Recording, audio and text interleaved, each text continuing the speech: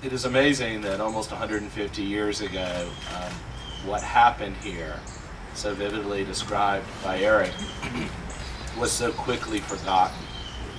People with short vision were able to subdivide and tear up and rebuild on this property. And so much that had happened, so much that was so important to men, both north and south, despite the pleas, as Eric mentioned, of those veterans, were ignored as progress went on. Now, as we approach the 150th, under the leadership of Ernie Bacon, and with such amazing strengths within our community of this coalition, as Mary Pierce and so many others here, we move forward to trying to right some of that wrong. We move forward to the day that we can reconstruct the cotton gin. Our vision is to do this before the beginning of the 150th anniversary. And if it's not able to be done, we will have it done by the anniversary of the actual battle, to take this land and put it back. But one of the most interesting and unique parts of this is the cenotaph. In the 19th century, there was only one monument built as a memorial to the Battle of Franklin. Even the monument at the square, excuse me, was a memorial more to the lost cause and the General Confederacy than it was specifically to anyone who died here at the Battle of Franklin. There's no mention, as you may know, on the monument to the Battle of Franklin at the monument. And so there was one monument built, and it was a cenotaph built in the memory of Claiborne, about at the spot that he died. And that monument stood there until this property was divided, and at that point the monument was torn down, and the foundation of that monument became this house.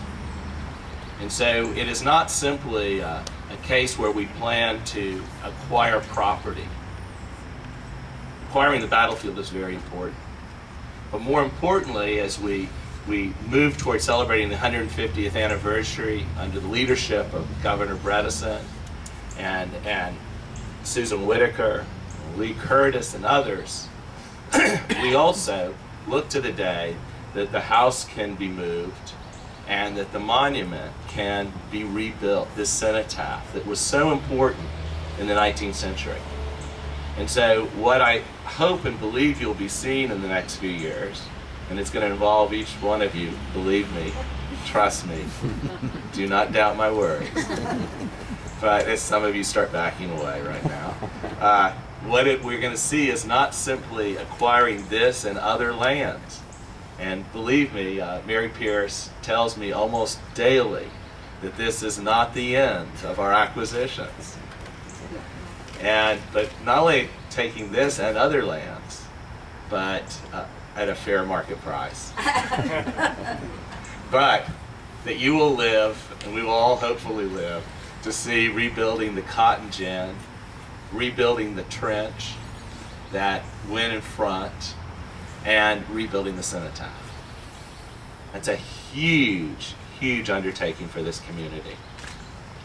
There were people in the 19th century who would have doubted this could have ever happened. I'm sure when the preservation and environmental community joined together as Franklin's Charge a few years ago, most people doubted that we would ever do anything past saving the largest undeveloped fragment of the battlefield remaining. But for those doubters, let me say this very clearly. We want to be the lead community in Tennessee when it comes to celebrating 150th. We want to set an example to all of Tennessee that it can be done despite rising land prices and all the naysayers. And so we welcome you here today, and we're very, very glad that you all are part of this. And we'll be calling on you soon.